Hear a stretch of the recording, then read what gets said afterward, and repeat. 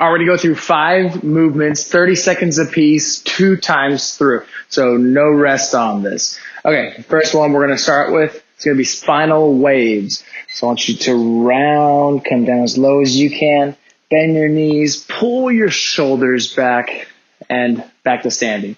So we're keeping our legs nice and straight, get into that bottom position, squat down, bend the knees, arch the back. So getting that nice spinal wave. From here, we're going to go into shoulder circles, specifically the shoulder corkscrew. It's probably my go-to. I love that just to open up the shoulder. And time. Arms out. So you're going to internally, externally rotate. We'll pivot on that back foot. I want you to try to wring out your shoulders. So as you do this, you're really trying to focus on that external rotation and that internal rotation on each arm. Oh, there's that crack. Back and forth, pivoting each time. So I'm trying to get as much rotation as possible. From here, we're going to go into hip circles. So keeping your feet planted, I want to try to extend as far as I can in each direction. So as I hinge, I'm keeping that intra-abdominal tension. As I extend, I'm keeping my glutes engaged, going through the motion. So I'm going to go on one direction this round. On the next round, we'll switch sides. After this, we're going to get to the ground. We're going to go into a down dog with an alternating reach. So in the down dog position, you're going to reach back, grab the ankle, and then other side. Back and forth. So you can turn this into some extension with that up dog, or you can just stay in the down dog. The goal here is to loosen up the shoulders, loosen up the wrists, and loosen up the hamstrings. From here, we're going to go into some thoracic reaches from the standing position. And stand up nice and tall. I'm going to reach back, trying to keep my hips square. And then I'm going to reach the other direction. So I'm trying to get as much rotation through my torso as opposed to with my hips. Back and forth. And then from here, we're going to go one more time through.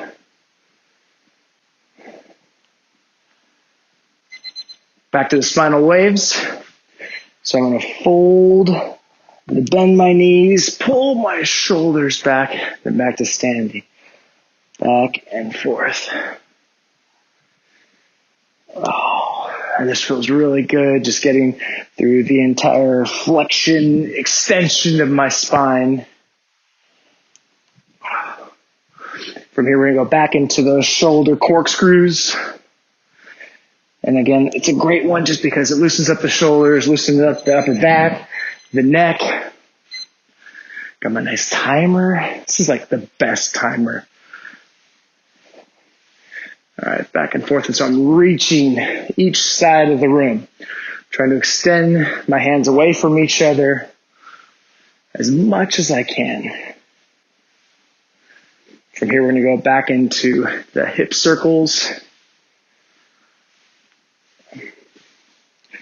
Keep those shoulders up. The tendency is for that back arm to slip down. We don't want that to happen. Big circles, keeping my feet planted.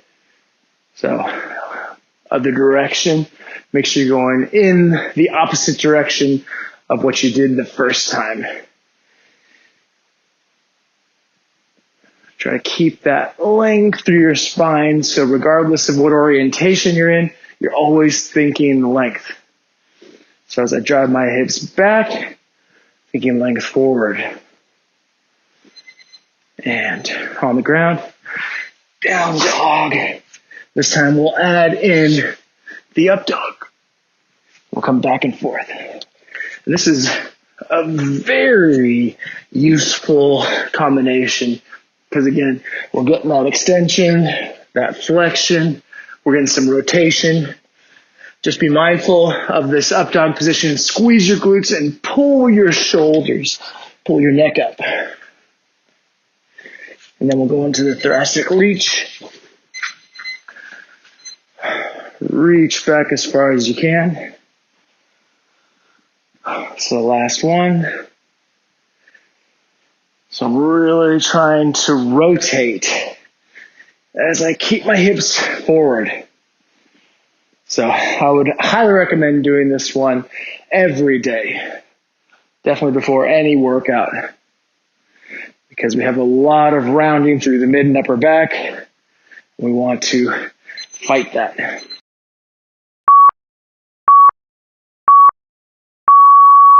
We're going to start off with floor press on one side, pick a side. Now we're going to be doing a hip bridge floor press, so that way we're focusing on not only the chest and shoulders, but also glutes and hamstrings and your entire trunk. So keep your hips elevated and press. Notice my forearm, you want to keep that vertical, so the kettlebell is going to want to pull you off to the side. If you want to add some variety to this, you can go into a neutral grip where your hands are facing each other, your hand is facing your body, and that works as well.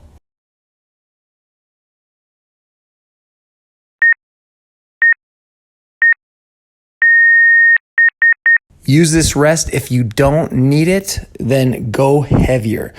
If you're not using a heavy enough weight, if you're not challenging yourself within that rep range, the 8 to 12 rep range, then of course 45 to 60 seconds is going to feel like too long. But if you're getting to that upper threshold of what the weight you can handle, then 45 seconds is going to be probably the minimum time before you're going to want to rest.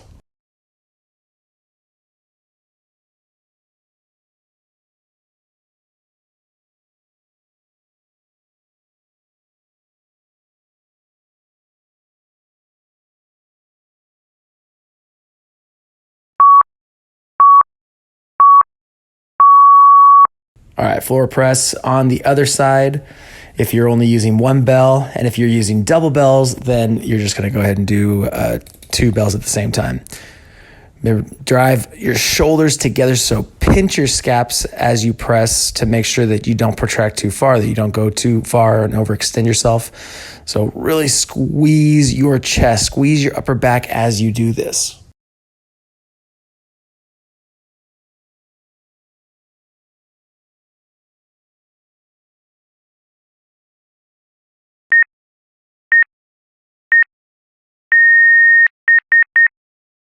If you want to increase the intensity of these workouts, you can turn this into a little bit more of a conditioning section.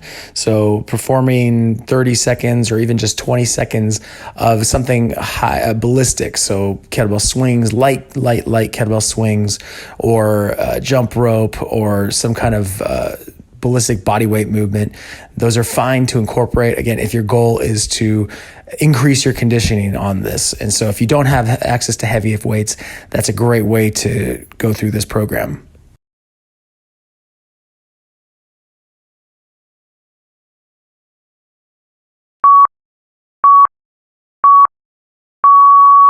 Set number 3. Make sure to keep that core tension. Breathe out, exhale at the point of exertion. So as you press up, let that air out, but don't let all the air out. If you're not hitting 12 reps, if you're only hitting 8 reps or even 6 reps, that's fine. So if the weight's too heavy, I'd rather you focus on just doing as many as you can, as many perfect reps as you can.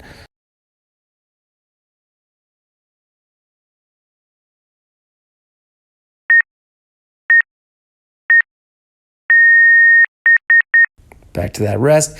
If you aren't going to do conditioning on this, and if you want to still move around, you can absolutely do some active movements, some joint mobility. So spinal rotations, spinal waves, shoulder corkscrews, pick a few different movements. I also really like using Indian clubs or something similar at that point, just to keep me loose and to keep me moving.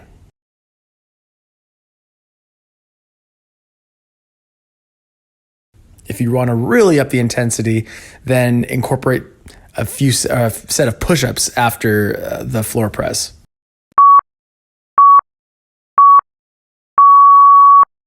Last set. Make sure you're giving it your all on this. Don't hold back. This is the fourth of 4 sets. So I want you to really focus on getting to as close to failure as you can. Keep your hips up. If you have a bench, you can absolutely use a bench as well.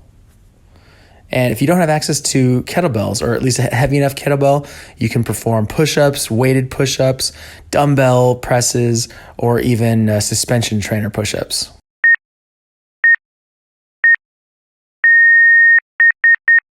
Great work. Next up, we go into the rear foot elevated split squat, Bulgarian split squats.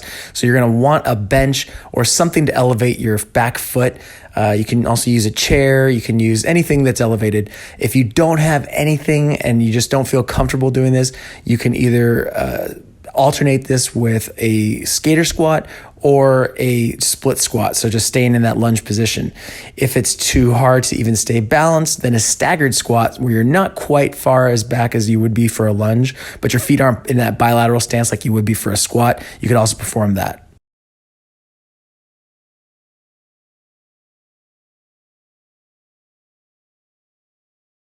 All right, go ahead and set up, grab your kettlebell or kettlebells, lift up one leg, and perform the reps. So try to keep yourself as upright as possible. You don't have to stay completely vertical, but just try to stay fairly upright. So proud chest, pull your shoulders back. Notice knee and toe are going to be pointing the same direction. And then a question that always pops up is that back leg. Am I going to dorsiflex? So am I going to bring my toe towards my knee and be on top of my toe? Or am I going to extend and have the top of my foot on the box? It's a really personal preference. Depends on what you're feeling. If you don't like that feeling, then dorsiflex it. So flex your foot, flex your ankle, so that way your toe is on the box. So even though you are using that back leg, focus on that front leg. Root your foot into the ground. This is a powerful movement. It's going to build a lot of strength and does not require a lot of weight.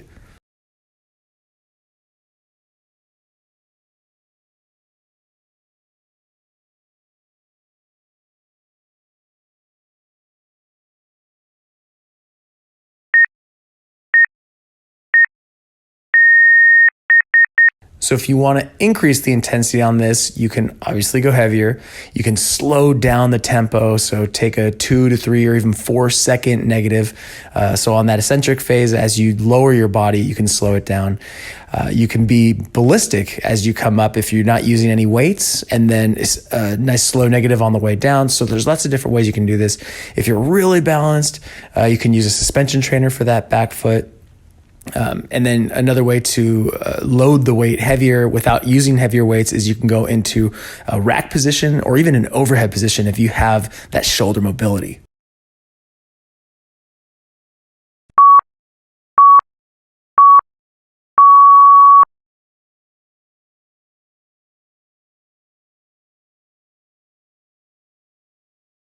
If you're feeling any pain in the knee, in either knee, for the front foot, focus on rooting your foot into the ground. Grip the ground the entire time.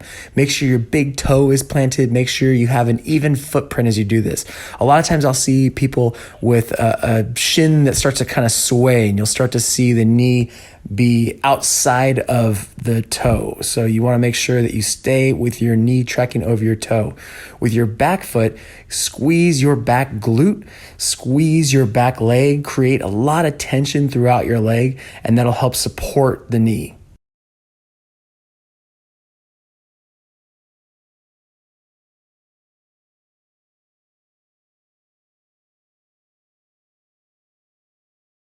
Breathe out at that point of exertion. So as you rise, let some air out. Don't let all the air out because you don't want to fold under the pressure of the weight.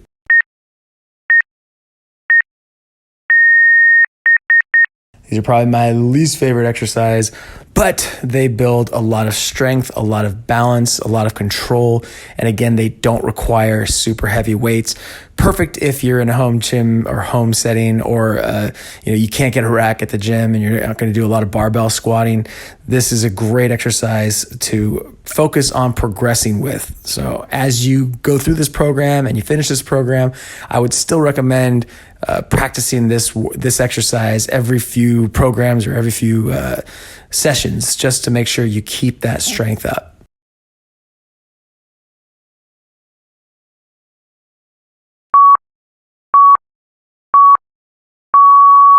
All right, set number 3.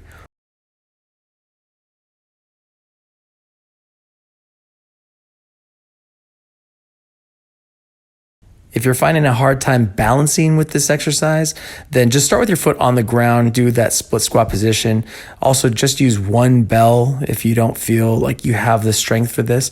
You can also set up the box or the implement against a wall or near a wall, so that way you can be holding a bell with one hand and then hand on the wall with the other hand, so that way you can have some balance. But even if you do this again without any weight and you just focus on a slow, controlled negative, add in an isometric pause at the bottom, then that's going to be a great way to increase the intensity as well.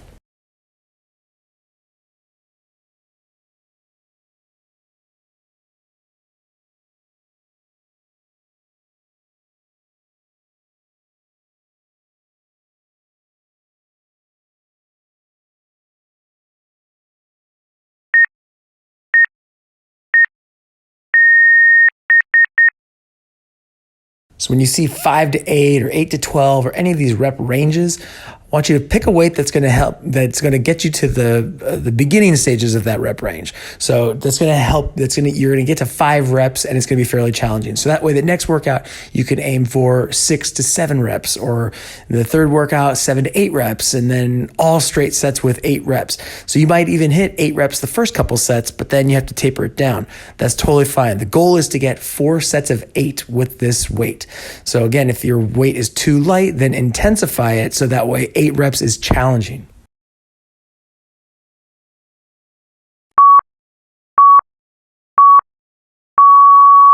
Last set. Couldn't come soon enough. I know. This is a brutal exercise. And we've gone from upper body to lower body, but with that hip bridge in the floor press, it already taxed our glutes, already taxed our quads, taxed our core. So this is just, again, creating more space for strength to be built.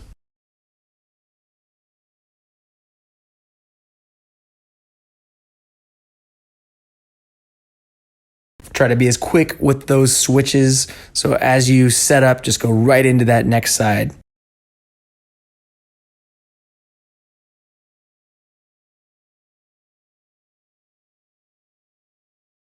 Great job. Keep yourself nice and tight. Keep full body tension as you do this.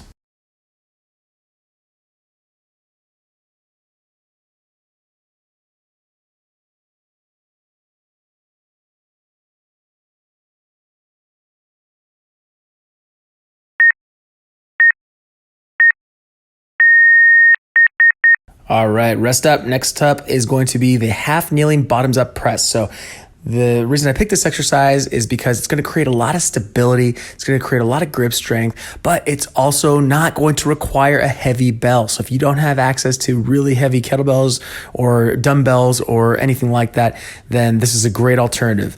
And I just love the bottoms up position. If you've followed any of these workouts, you know, I'm always incorporating bottoms up position, just a great way to create a lot of proprioception, grip strength, and stability again. But again, you don't need a heavy weight. So if you don't have a light enough kettlebell, then you can go with something heavier, hold for a few seconds, and then go into the rack position. So ideally, you want to pick a light weight. We're going to be going higher rep on this. So we're going in that half kneeling position. If you're a wuss like myself and you need something on your knee, that's fine. I'm just kidding. You want something on your knee, it'll be a little bit more comfortable. Just make sure it's not too soft. These pads are pretty soft. It's a little bit too unstable. It was just like a little too soft. So ideally just a mat or even a folded up towel would work. Notice the position, and this is the reason I love the bottoms up. It puts you into perfect alignment. Okay, so shoulder is down, forearm is vertical. You can't get any, you can't get out of alignment here. Out of alignment means the bell comes down.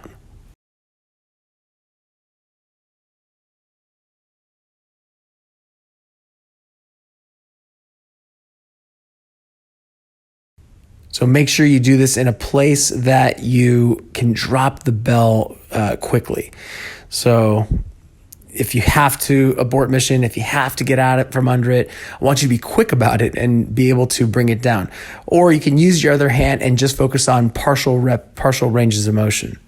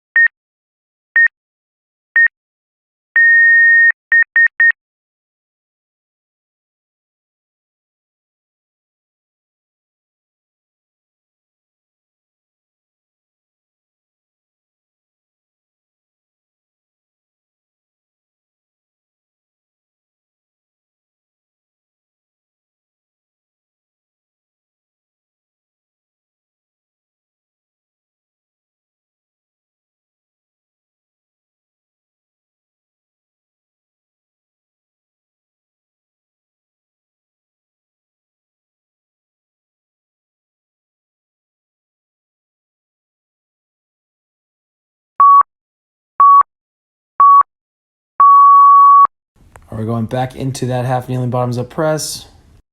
Make sure you're hitting all the reps on each side, or as many as you can. If you can't hit all the reps on this, if let's say 10 to 12 is just way too many and you're only getting 5, 6, 4, 3, whatever it is, then hold that bottoms up position for, do as many reps as you can where you're coming way before failure.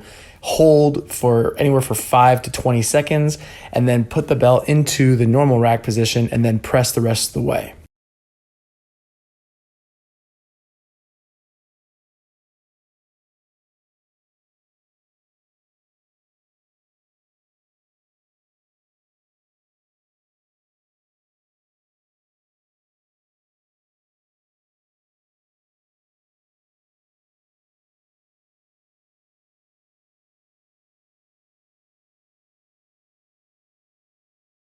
Make sure you're keeping your eye on the bell as you do this. So don't look down, don't tilt your head, but you don't want to extend too far and look too up as you do this. So just have a nice, slightly elevated chin so that you can keep your eyes on the bell as you press. Keep a lot of tension as you do this. Do not lose that tension.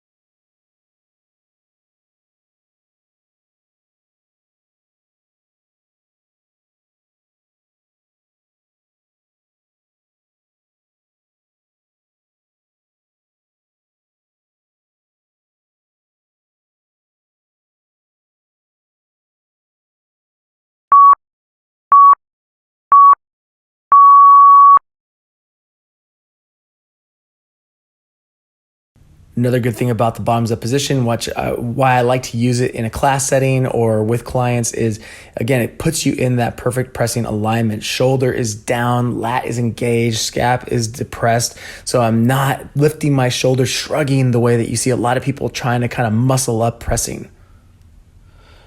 Make sure that you don't hinge back through your mid and upper back.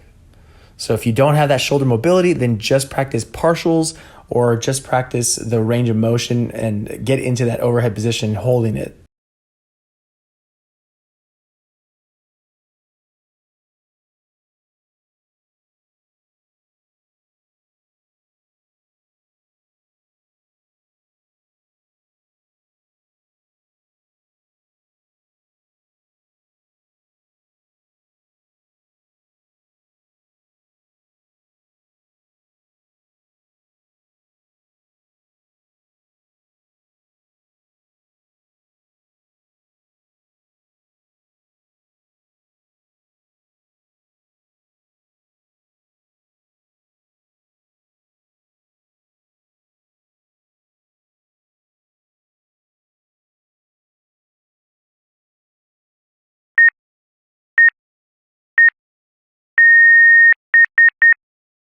Next up is going to be banded push-ups. So ideally you want some kind of band or weight vest or something that's going to intensify a push-up.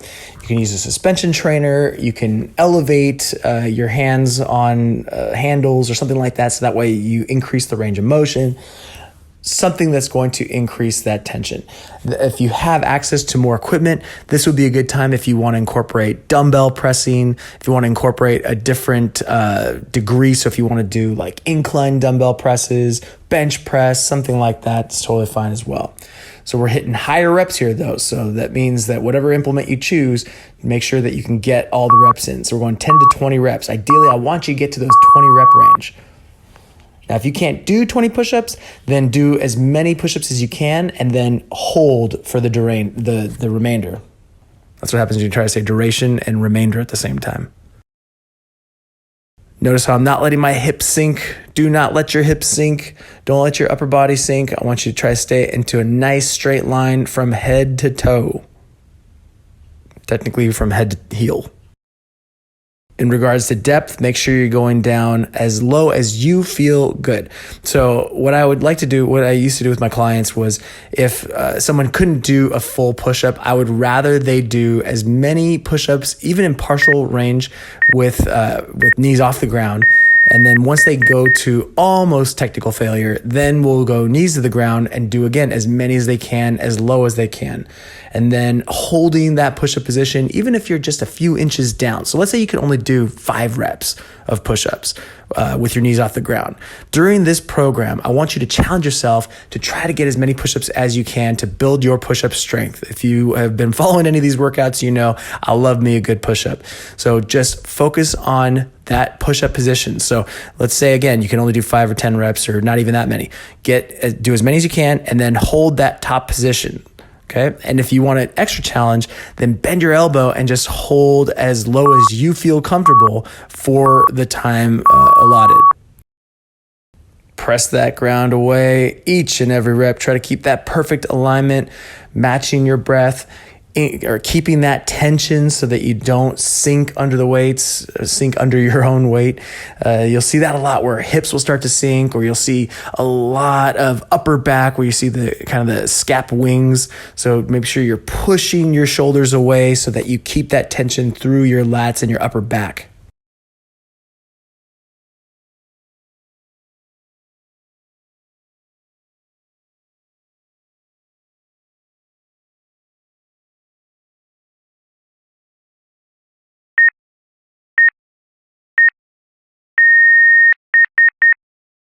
Like I said, in the floor press, if you want to increase the amount of intensity on this, you can add something ballistic like jump rope, a bike. If you have access to like an exercise bike, elliptical, anything you have, just keep your heart rate up if the time feels too long. But like I said, if you're pushing yourself, like really challenging yourself to get to that 12 reps or 20 reps, in this case, then you're going to want to have the rest period. You're going to want that 45 seconds at least.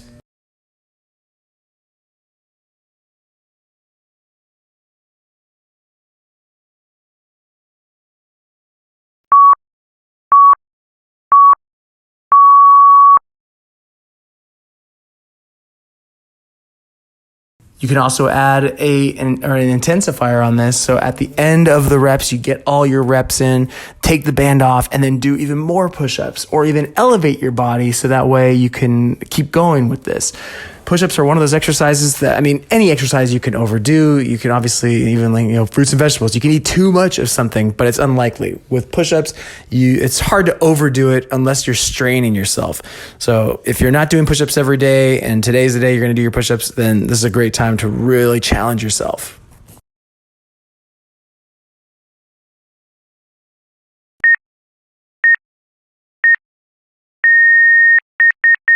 All right, next up is some overhead triceps extensions. So just finishing off this pushing exercises with the triceps, some isolation exercise.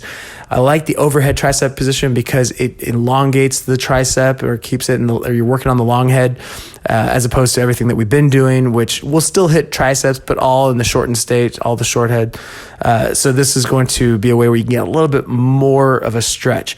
If you don't have the range of motion, if you don't have the mobility to do this, then go ahead and perform like a tricep press down. So set up the band on a rafter or on a door or anywhere that you can go overhead, and then you can just press down. In this case, we're going to be going high rep here, 15 to 20 reps again, focusing on full range of motion. So same thing I was saying in the bottoms up pressing. If you're finding that you can't get into that overhead position without hyperextending at your mid and upper back, then don't go as high. In this case, you're going to have to go high. So we'll just flip it around and do a tricep press down.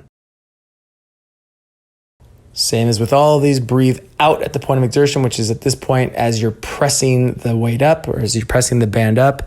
So as that band extends, that's when you're reaching the maximum resistance. So it's going to feel the heaviest, and just make sure it doesn't slingshot you back as you do this. So pick a band that's light enough to get this high of a rep, but heavy enough to still challenge you.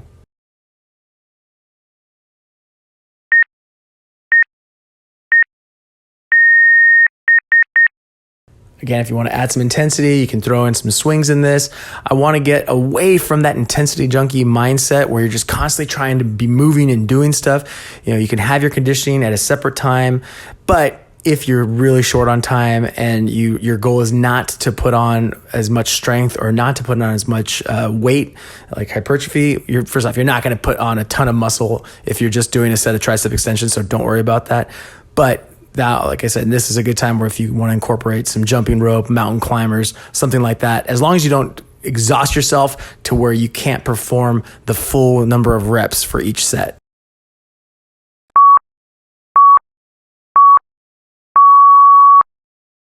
I want you to get to mechanical failure as best you can. So as close to failure as you can on this.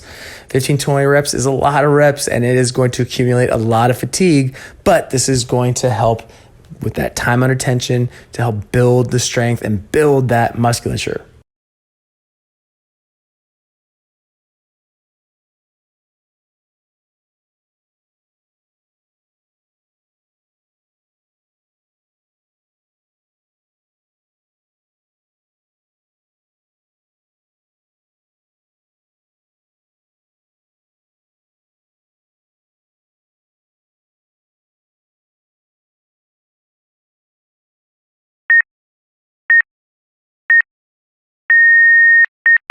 Nice work. Got one more set. If you want to intensify things, you can add in a drop set here. So if you have access to multiple bands, you can perform the 15 to 20 reps with that set. And then you can do the tricep press down or an easier variation of the tricep extension of a tricep exercise to increase that overall intensity. So you can make this work for you. I wanted to keep this as simple and straightforward as possible on these first couple of workouts where we're only focused on one fairly simple movement pattern. In this case, we're just pushing.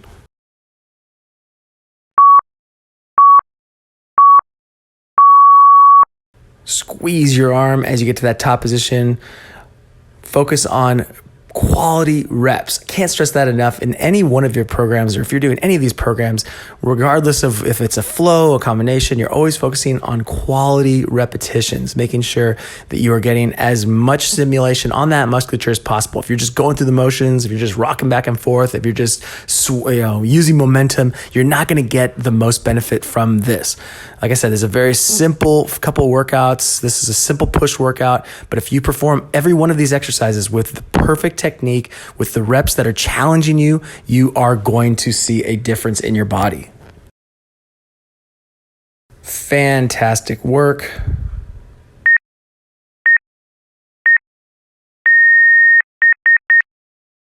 Make sure to track those reps, track that weight, track your numbers, track your RP, your rate of perceived exertion. So how hard you think you worked.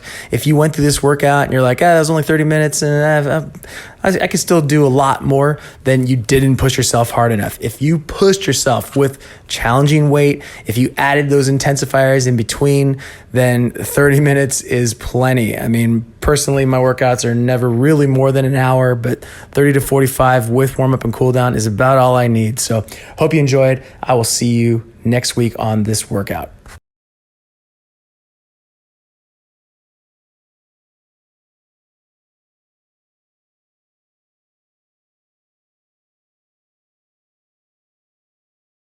Starting from the half kneeling position, we're going to go into the right knee, tuck your hips under, tuck your pelvis under, squeeze that glute of the planted knee so you feel that stretch through the quad, through the hip flexor. So you don't want to lean forward too much, you want to stay pretty upright, but just focus on tensing up your glute. You should feel that stretch all through the quad, hip flexor, going to switch sides, so left knee's on the ground. Same thing. Tilt the pelvis under. Breathe through that tension.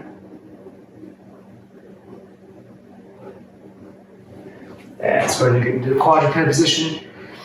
So I want you to get some cat cows. Hold each position. Extend. Flex.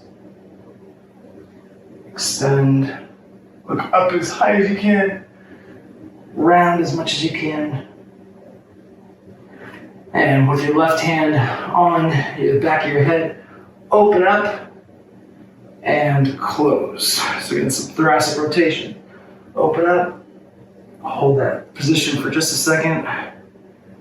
Hold this next one a little bit longer. And down. Right hand on the back of your head, open up and close. Try to point your elbow to the ceiling. And close. Open up, hold. And close. Hips up. Drive your hips back. Push into the ground. Make sure you keep your shoulders engaged. Lats engaged so we don't sink under the pressure. Nice and neutral neck. And under. Hips up. Shoulders up, hips down. Keep that distance with your neck so you don't start shrugging or looking down.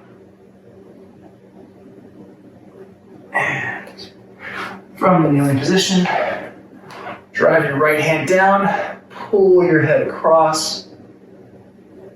So you should feel that through your trap, through your neck. Other side. Pull across. If one side feels a little bit tense to the other, take a little bit longer time on that or come back to it. With both hands, gently pull your head down.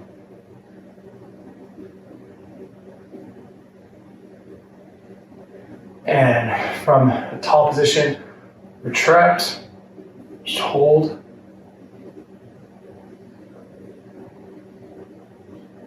And protract, hold.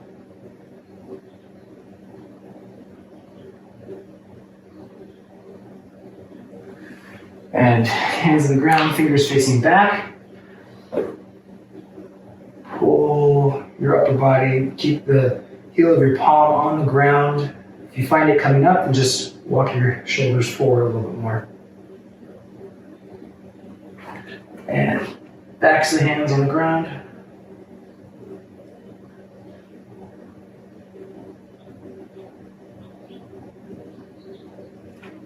Let's go back into down dog. With your left hand, come across, reach for your right side. Try to open up your shoulder, look through. And switch. Right hand, reach across.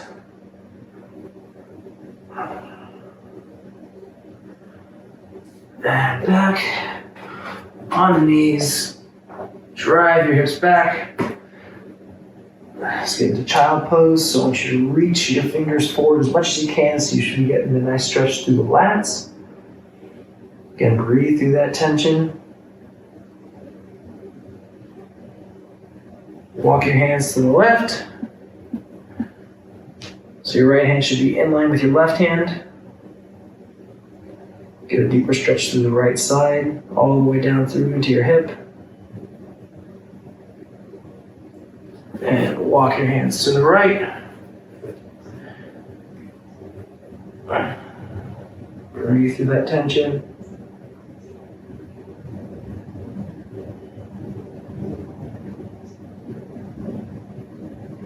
And back to the middle. Just hold, sink into this position. Focusing on your breath. Breathing through your belly. So you can stay here as long as you feel comfortable. You can hold this position 2, 3, 5 minutes if you like. It's a great way to decompress the hips, your lower back, your shoulders. Give me a little meditation in here. So either stay there, otherwise you are good. Keep on practicing this, keep going through this same decompression so that you feel better, get looser, and come back tomorrow even stronger.